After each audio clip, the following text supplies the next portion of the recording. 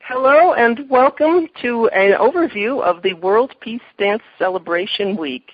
This is Cecily MacArthur, and I'm here tonight with Barbara Luttrell and Elaine Hansen, and we're going to talk about this upcoming event starting on February 2nd and running through February 7th.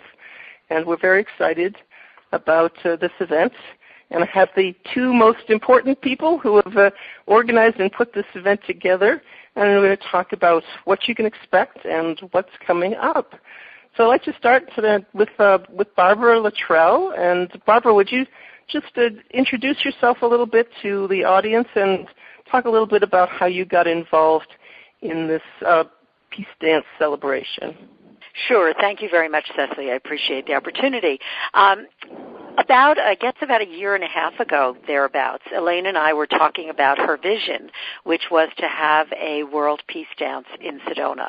And as we were talking about it and thought about the fact that the first week in February was designated by the United Nations back in 2010 as World Interfaith Harmony Week, it seemed like there was a great opportunity to expand the whole concept of the World Peace Dance to a World Peace Dance Celebration Week, which would consist of several things, workshops, events, and the dance and performance itself. But my background is that I've been in Sedona for about 12 years, and I've been involved in organizing community events for a number of different causes and building community. It's about building community and bringing people together. So the World Peace Dance Celebration Week is a perfect opportunity to bring the community together, to focus on personal, family, community, and world peace for a whole week, and to manifest it through celebrations and public gatherings, workshops, and then culminating in the performance and concert of World Peace Dance. It's an amazing lineup that you have put together, and really a beautiful inspiration between the two of you. Can you talk more about it, how it's going to be launched, the speaker John Deere and his message that he's delivering to get the festival going? Yes, the week begins on Sunday, February 2nd, and we thought it was appropriate to have a keynote speaker, and John Deere. Actually, it's Father John Deere. He's a Jesuit. Father John Deere has been involved in peace activist activities for the past 30 years. He's probably been arrested over 75 times. He's served a couple of years in jail, and he has just been relentless about the pursuit of peace. And he's written many, many books, all in line with his peace activities. And John Deere is coming to Sedona specifically for this event. And on Sunday, February 2nd, he's going to be speaking at the Sedona Creative Life Center about a new book that he has published, which is called The Nonviolent Life. And in that, he asks questions about how can we become a people of nonviolence? How can we help the world become more nonviolent? What does it mean to be a person of active nonviolence? And in 2008, he was nominated for the Nobel Peace Prize by Archbishop Desmond Tutu. And, he travels around the world not only talking about nonviolence and peace, but also being an activist for it. So he's involved in demonstrations and, other peace activities. So he was excited about coming to Sedona to talk about his new book. He's just starting his book tour, so we're early on the book tour, and he'll be doing a book signing. So we begin with his discussion and talk on February 2nd, which is Sunday at 1 o'clock at the Creative Life Center. And then that evening, February 2nd, begins a week of workshops. There are 20 free, pretty much free, only a couple of them have art materials costs, but they are free workshops and public gathering events, all designed to teach about peace, to inspire, to come together and celebrate and to manifest our own personal commitment to peace. So we have an amazing lineup of 20 workshops that go from February 2nd in the evening all the way through February 7th in the afternoon prior to the World Peace Dance. They look amazing, the workshops I'm going through, and I'm doing one myself on the 5th, so I'm very excited about it. Can you say more about the people who came forward to do these workshops? Yes. We are really very blessed because, in fact, someone called me the other day and said, did you really get all of these people to volunteer to do these workshops? And that's the reality. I mean, all of our workshops are being given to the community by the presenters. And these are people who are in the business of these particular areas. I mean, we have workshops like creating abundance, peace mask making, where the participants will actually make a mask that will exhibit their own personal vision of peace. We have art workshops. We have workshops that talk about how it's important to love ourselves so we can bring love to the world. We have meditation workshops. We have dance workshops. We have a swing dance for peace. We have dances of universal peace. We have also peaceful ways to organize for social change. We have a community meditation peace walk where for an hour and a half, Sedona has this wonderful jewel called the Sedona Amitabha Stupa, and it's a Buddhist structure that is right here in Sedona, and we will have a silent peace walk for an hour and a half. And the power of a group of people coming together to meditate on peace has a ripple effect that will just go way, way beyond Sedona. We also have a wonderful community gathering called the Sounds of Peace, and that will take place at St. John Vianney Church here in Sedona. They have a peace bell in their garden, and we will be having several songs. We'll be doing several readings. We will do a litany of peacemakers, naming peacemakers, and then we will ring the bell for peace. So there will be things that are symbolic. There will be things that are learning workshops. And hopefully by the end of the week, the community will have been immersed in discussions and gatherings and reflections on peace. And, that also will be a vibration that will go way beyond Sedona. So we are really grateful to the people who have volunteered to do the workshops, and also to the hosts of the workshop, because for every workshop we had to find a location, and all of these locations as well volunteered them for the benefit of the community and peace.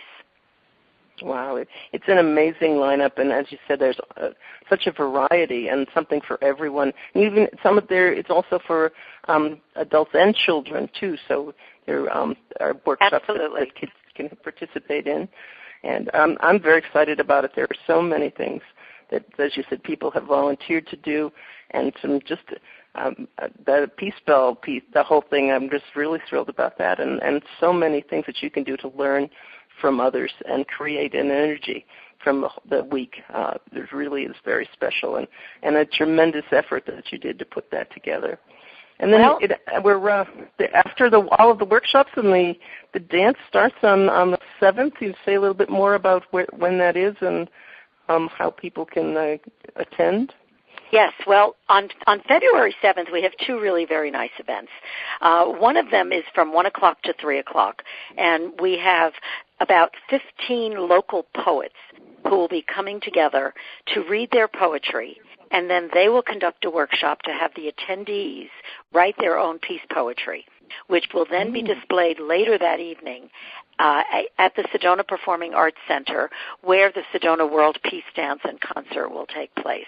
So and I know Elaine will talk more about the Sedona World Peace Dance and Concert, but that event will take place at the Performing Arts Center on Friday, February 7th at 7 p.m., and tickets are available by going to the website, which is worldpeacedance.com, or they're available in Sedona at Crystal Magic, or by calling the phone number 274-7919, area code 928. The tickets are really reasonable. They're only $20 if you buy them in advance, $25 at the door, and the children K through 12 are free. And the reason, the value is so extraordinary for the dance that you're going to hear about from Elaine. But the reason that it is so reasonable is because this whole first year is almost a gift to the community, because we want people to see it, to participate, so that as we move forward, it can continue to grow every year. And it is a commitment to keep it going. I know Elaine has a commitment to keep it going. I mean, she has often said that it will continue to go until peace reigns throughout the world. No, and that's beautiful. So I just wanted to back up on the events. Then, where do people go to sign up for the events? In order to sign up for the events, people can go. They can actually, what people need to do is register with me, and so they have to call me at 928-649-0135. They can email me, blitrell, BLITRELL at AOL.com, or they can go to our website, worldpeace.com, and they'll also see the connection to me in order to call, because some of the workshops are already filling up, and so we have to maintain the list of who's attending which workshops. The public events, like the Sounds of Peace and the Walk for Peace, are outdoors, and so they are really unlimited in terms of people. But those that are in a space and a specific workshop, I do have limits on numbers, so it's important for people to register. I have people who are registering for as many as 7 or 8 workshops during the week. Wow. It's great. That's it's terrific. great. People are recognizing what it is, and they're going through the list, checking it off, and either emailing me or calling me and letting me know which ones they want to register for. So that's very exciting. I think it's going to be a wonderful week, and I've been giving information to all the schools so that they can be aware of it. We also do have a program that isn't listed on here, and it's called Sedona Kids for Peace. And one of the she is the art coordinator for the city of Sedona. Her name is Nancy Latanzi, and she is working with a group of children from one of the schools, and they are developing a peace mosaic. And that will be available to be on display the night of the dance, as well as hopefully at the Sedona Library following that. So that's something that's not even on here, because it's not a surprise. It's just that she's been working through it, and then we'll do a press release on it. Oh, that is wonderful. And it's amazing, too, that people wanted to take multiple workshops, and there's no limit for people, whatever they want to sign up for and get involved. And it's visitors as well as residents. I have someone who is in Sedona as a snowbird, and he is here for the month, and he signed up for 6 workshops.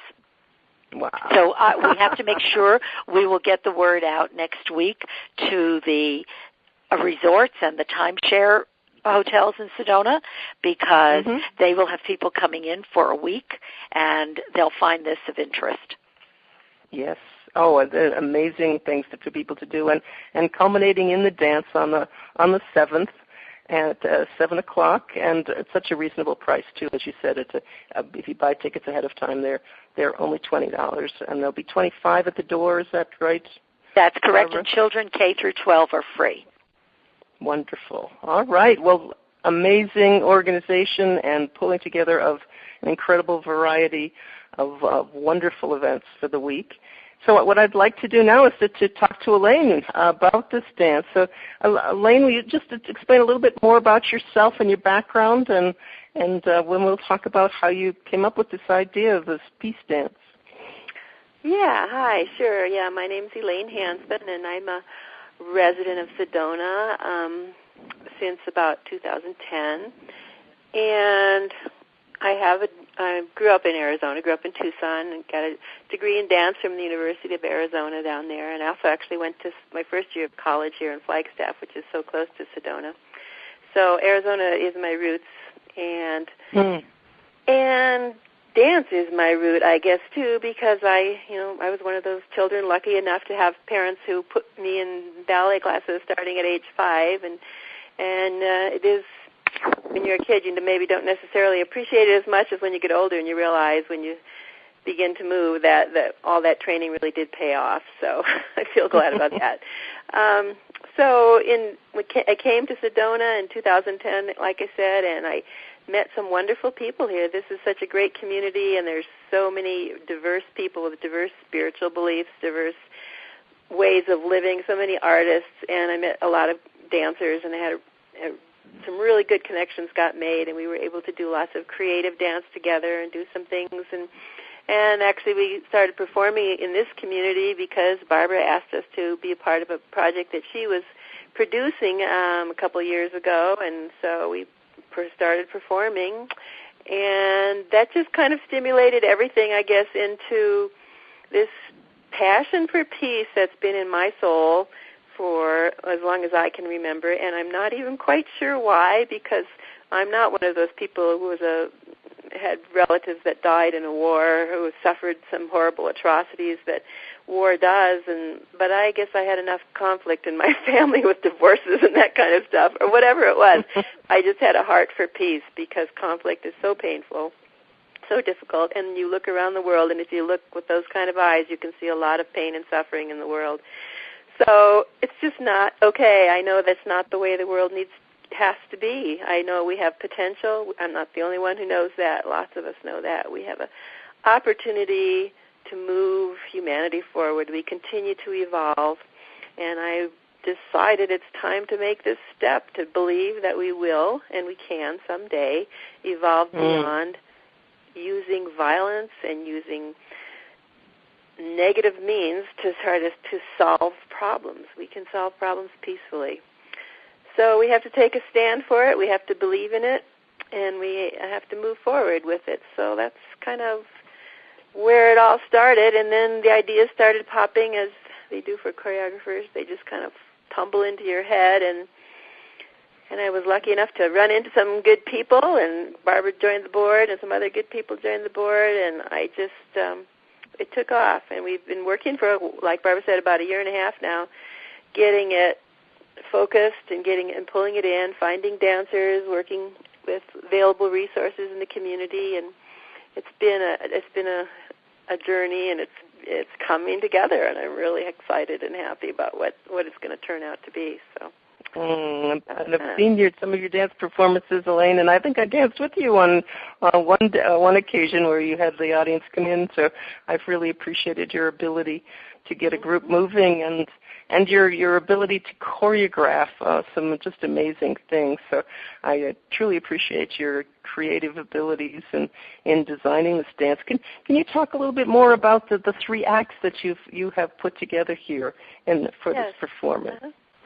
Yes. Okay. Well, we have some. Oh, I just want to say too that we have some musicians joining us. We've got Three Trees, who's kind of a local celebrity, and Chimbabo, another local celebrity, who are both percussionists and drummers. And Three Trees will be doing our invocation with his halo drum. If you've ever heard it, it's a wonderful instrument. Most people are amazed to learn about. And Chimbabo will be helping lead us in a song dance at the end that I hope to engage the whole audience with, an African song about marching in the light of love and that we can create peace. So those 2 musicians will be joining us, and then we have 3 acts of dance performance. One act is addressing the idea of conflict and resolution through peaceful choices on the level of the personal. We each have our own personal struggles. We have the people we live with. We have the people we work with. We have the daily conflict. Somebody cut me off when I was trying to turn the corner, and all of those things, in your own interior, in your own personal life, how can you make choices to live more peacefully and not let all of this stress build up into anger and negative behaviors. So when we address the personal, we have some great songs. We've got a slideshow going. We've got one song called One Person at a Time, which I just love, which is we can build a world of peace one person at a time. And it has to start with each individual heart. So we have one of the acts is a mask piece that starts out and shows the violence, the soldier, the suffering person, and then the masks change into masks of compassion, and demonstrating that as you choose compassion and you make choices, you always have a choice at any point in time. And when we begin to make the correct choices, we can move away from violence and into peace. And so we have a solo there too, and we have just a lot of wonderful, we've got a yoga dance coming up at the end of that act, and it's going to be sort of esoteric between the person on the earth and the person in heaven, or the spiritual life rather, and using that as an impetus to keep us moving forward and growing and evolving towards peace. So that's the personal act. And then we have the political act, which involves, first of all, and that's kind of what we're doing at each one of these acts, is we're talking about, we kind of look at what's happened, what the negative reality is, and then we say, you have a choice, you can make a choice. And you'd say, well, how is a dance proving that you can make a choice? You know, what's that got? We're just watching people move around and tell a story. But we've learned through new science that our bodies communicate subliminally one to another, so that, like, if you're at a football game and you watch a player throw a football and somebody receives it and it's a great catch and everybody's all excited, everybody jumps up and screams and hollers, it's like, well, okay, why did that happen? And what happens is scientists have discovered that as a person observes another person's body moving, the same neurons that mover had to use to make that movement also fire off in the observer's body. So we are like subliminally connected, and energetically connected, you might say, at all points in time. So yes, when you watch violence on TV and in the movies, yes, it does cause children to go out and get guns and commit atrocities. That's not questionable anymore. Everybody knows that's the truth. So now let's take that same idea and let's make it positive. Let's demonstrate through the dance people choosing peaceful movements, people choosing compassion, people choosing to forgive, people choosing to love, and demonstrating that, and let the audiences feel that and be moved into that same space. So that's what we hope to accomplish in the 3 acts. So the second act, like I said, is political, and there we're going to show the oppression of women, the rise of the divine feminine energy, which we know is happening now in both men and women. And we'll have a warrior dance, and then the divine energy from the divine feminine will be part of the healing process for the warriors and for everyone that's affected by it. And the other act is on religion, which, as we know, is also a big cause of conflict and concern and wars throughout the world, throughout time, it seems like. What ought to be our most heart-opening and peaceful experience is then convoluted into this doctrinal thing where people beat each other on the head about their religion is better than someone else's religion, and you've got to do this and do that and follow this and follow that. We're going to show through using local dancers who are participants in the Dances of Universal Peace, demonstrate their wonderful dances, because what they do is get together on a regular basis and they celebrate through simple, almost like folk-like dances, simple circle dances and songs. They celebrate all the different religions of the world and the interfaith and the love that we could call God, the love that connects all of us. Instead of noticing our differences and creating conflict around that, let's notice what it is that unites us, what it is that we share, what it is that's positive. And again, that's the embodiment aspect. That's what we're going to embody. We'll demonstrate through the dances some conflict, and then we will make a change. We'll say, stop the conflict. Let's reach out for the higher consciousness. Let's go toward the one, the spirit of love that unites us all. And we end up with a dance like that, a dance called Toward the One. So I've babbled on quite a bit here, but no, it's wonderful. I think it's you really have covered all of the types of peace that we need to really focus in on, and I think that the concept of the mirror neurons and the idea that we pick up the energy by watching people dance, and I know that the performance will just be an extraordinary emotional experience for people, because you said you start with the conflict and then you bring the peace in each act. Can you say more about your local dancers and who they are and how you've got this troupe together? Oh, yeah. Sure. We've got some people who have been pretty active in the dance community here for a few years. One woman is named Sally Gebler. She's a performance artist, solo dancer, really extraordinary, powerful dancer. She showed me she's doing a powerful solo on the oppression of women, which, we talk about.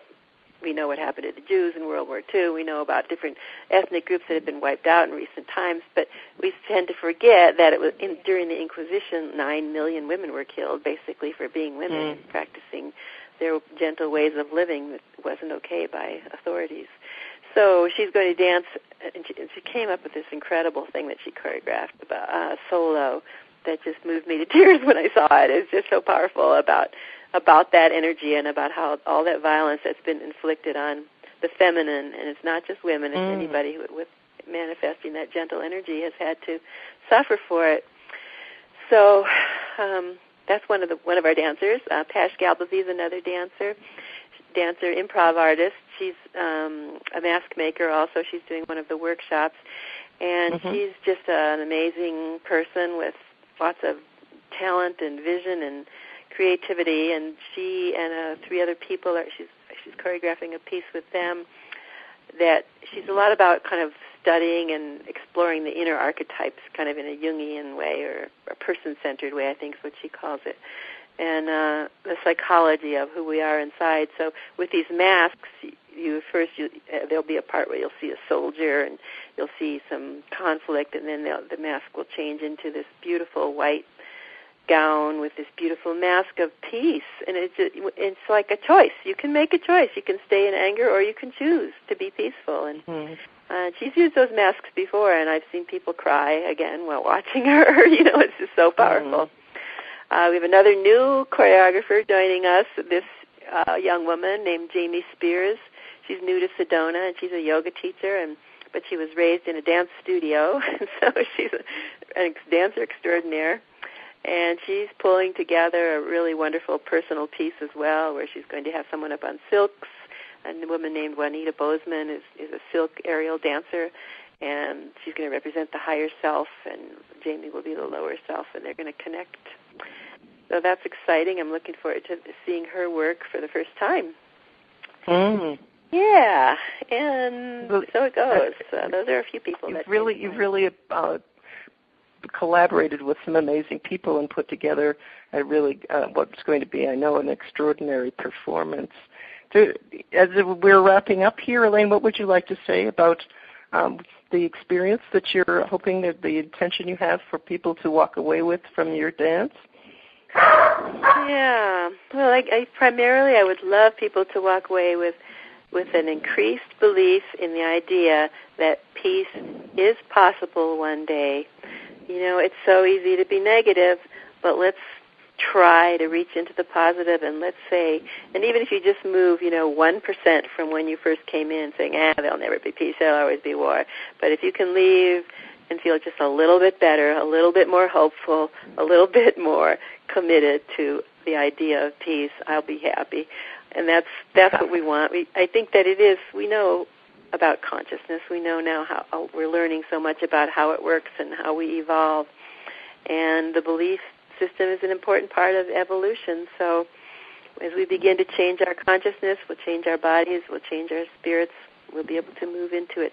I think we have to. I think it's inevitable. I don't know how long it's going to take, but we're going to start it right here with our bodies, our minds, and spirits. That's beautiful, Elaine. Thank you so much. And I know that people will have really an emotional shift as a result of what you're doing and the whole week. And Barbara, we'll just have you have a final say. Anything you'd like to wrap up with, encouraging people to attend? Well, and I agree with Elaine and the concept that, we have to try to move people one person at a time. We have to move ourselves one step at a time deeper into our commitment to peace, and that can change the world.